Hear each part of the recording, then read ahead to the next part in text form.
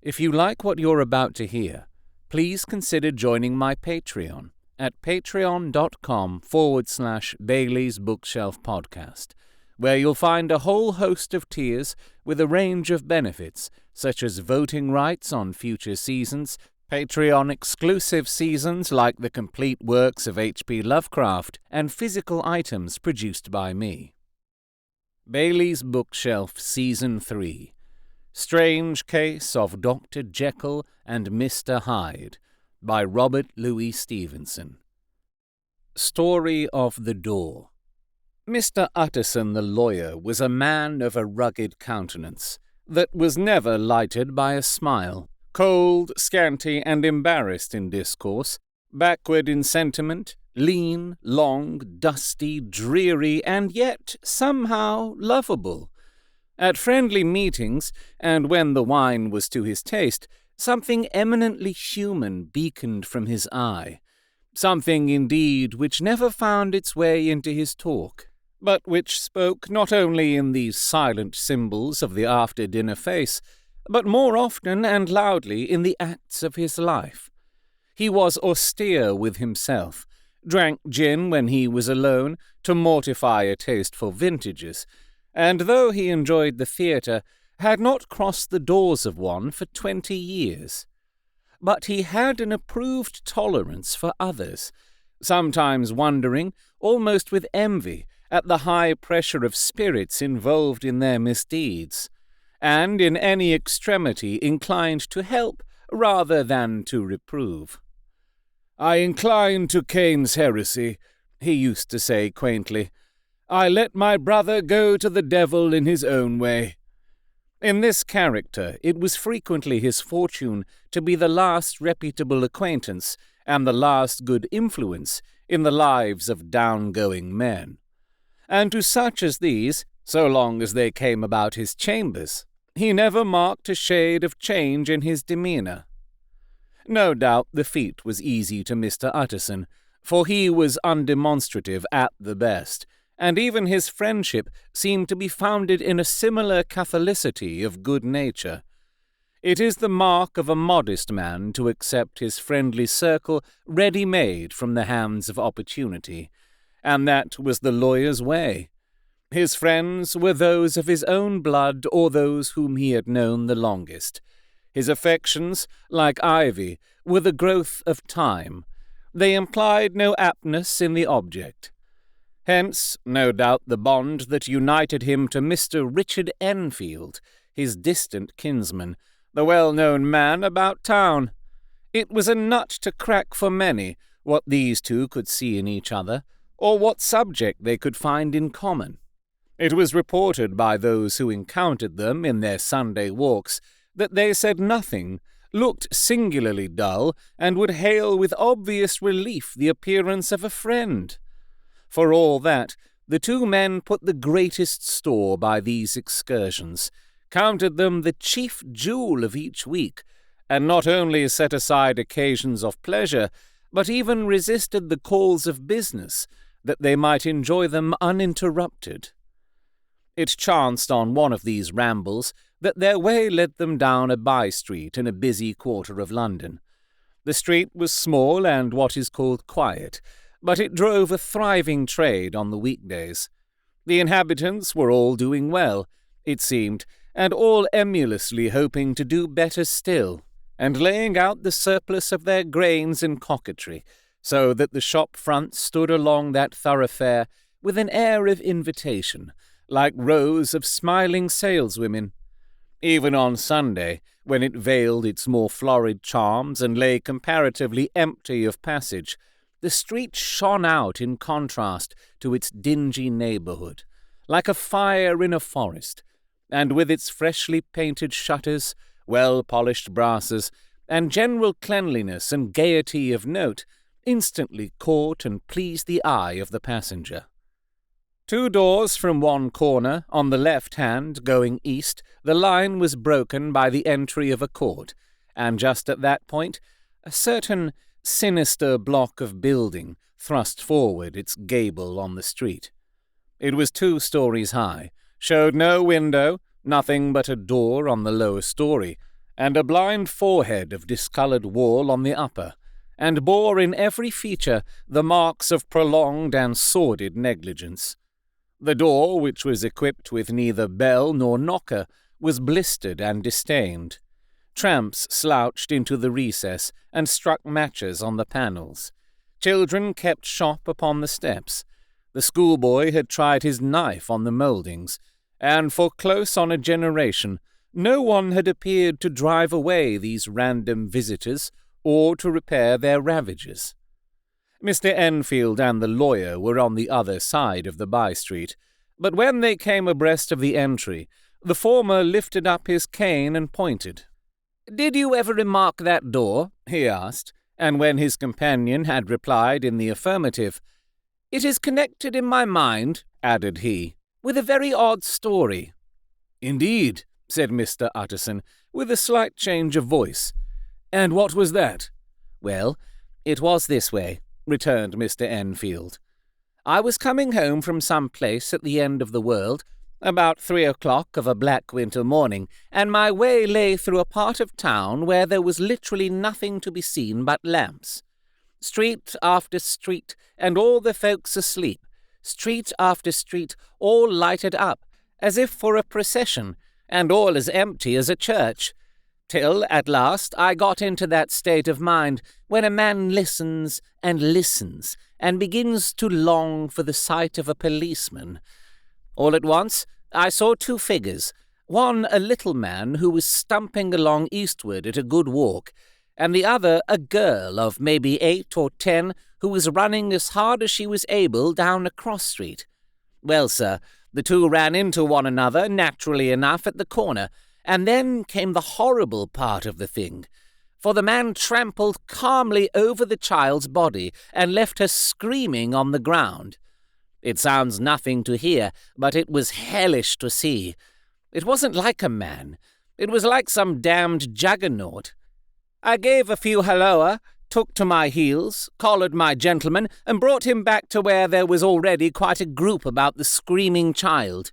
He was perfectly cool and made no resistance, but gave me one look, so ugly that it brought out the sweat on me like running. The people who had turned out were the girl's own family, and pretty soon the doctor, for whom she had been sent, put in his appearance. Well, the child was not much the worse, more frightened according to the sawbones, and there you might have supposed would be an end to it. But there was one curious circumstance. I had taken a loathing to my gentleman at first sight. So had the child's family, which was only natural. But the doctor's case was what struck me. He was the usual cut-and-dry apothecary, of no particular age and colour, with a strong Edinburgh accent, and about as emotional as a bagpipe. Well, sir, he was like the rest of us. Every time he looked at my prisoner, I saw that Sawbones turn sick and white with the desire to kill him. I knew what was in his mind, just as he knew what was in mine, and killing being out of the question, we did the next best. We told the man we could and would make such a scandal out of this as should make his name stink from one end of London to the other. If he had any friends or any credit, we undertook that he should lose them. And all the time, as we were pitching it in red hot, we were keeping the women off him as best we could, for they were as wild as harpies.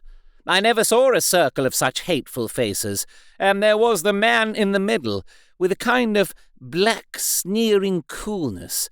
Frightened, too, I could see that, but carrying it off, sir, really like Satan. "If you choose to make capital out of this accident," said he, "I am naturally helpless. No gentleman but wishes to avoid a scene," says he. "Name your figure." Well, we screwed him up to £100 for the child's family. He would have clearly liked to stick out, but there was something about the lot of us that meant mischief, and at last he struck. The next thing was to get the money, and where do you think he carried us but to that place with the door? Whipped out a key, went in, and presently came back with the matter of £10 in gold and a cheque for the balance on Coots, drawn payable to bearer and signed with a name that I can't mention, though it's one of the points of my story. but it was a name at least very well known and often printed. The figure was stiff, but the signature was good for more than that if it was only genuine. I took the liberty of pointing out to my gentleman that the whole business looked apocryphal, and that a man does not, in real life, walk into a cellar door at 4 a.m. and come out with another man's cheque for close upon £100. But he was quite easy and sneering. "Set your mind at rest," says he. "I will stay with you till the banks open, and cash the cheque myself." So we all set off, the doctor and the child's father and our friend and myself, and passed the rest of the night in my chambers, and next day, when we had breakfasted, went in a body to the bank. I gave in the cheque myself, and said I had every reason to believe it was a forgery. Not a bit of it. The cheque was genuine. "Tut, tut," said Mr. Utterson. "I see you feel as I do," said Mr. Enfield.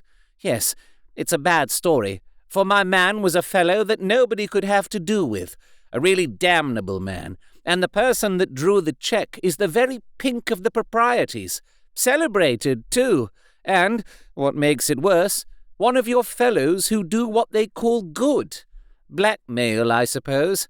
An honest man paying through the nose for some of the capers of his youth.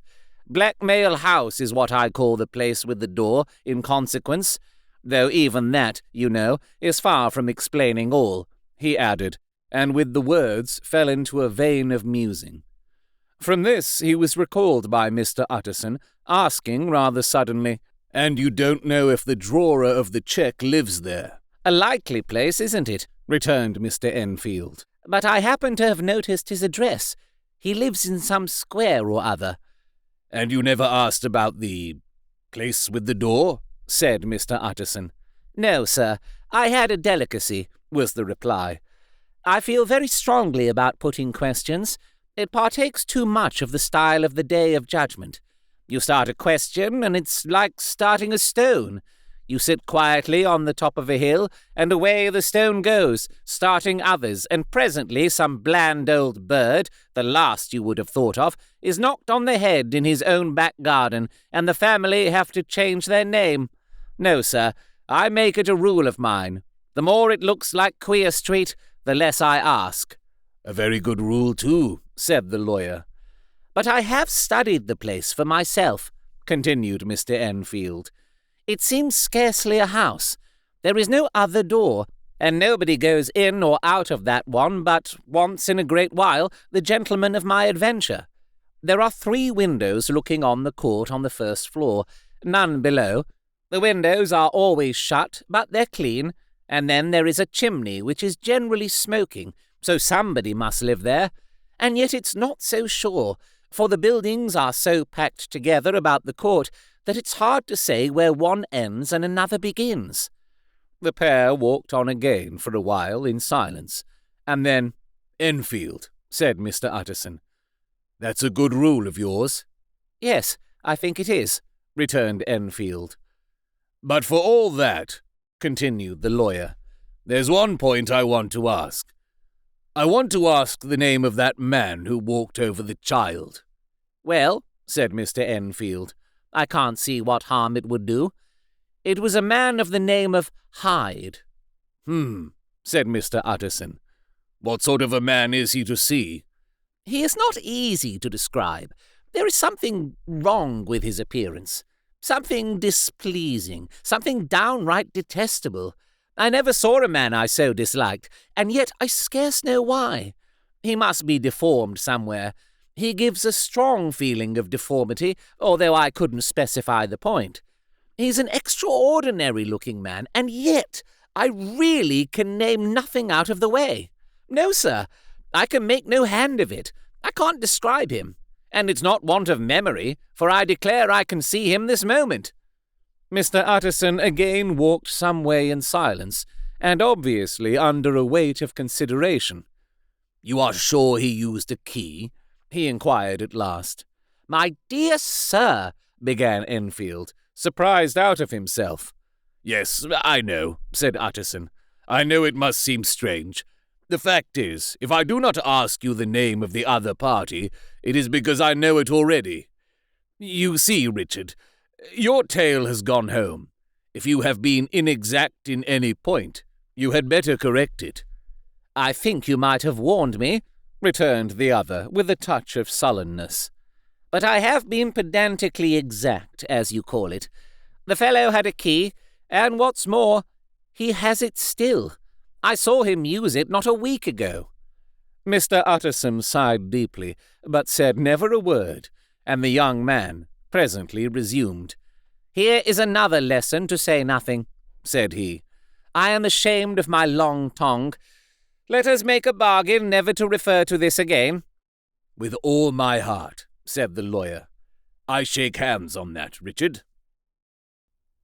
If you like what you've heard, please consider joining my Patreon at patreon.com/Bailey's Bookshelf Podcast, where you'll find a whole host of tiers with a range of benefits such as voting rights on future seasons, Patreon-exclusive seasons, physical items produced by me, and even more. If you'd like to send correspondence for me to read and discuss during the show, or you would like to talk about me narrating your audiobook or other business, you can contact me on Twitter at rjbailey, via email at robertjbailey@gmail.com, or you can just shout at me out of your window. Maybe the wind will catch it. This production is copyright to R.J. Bailey.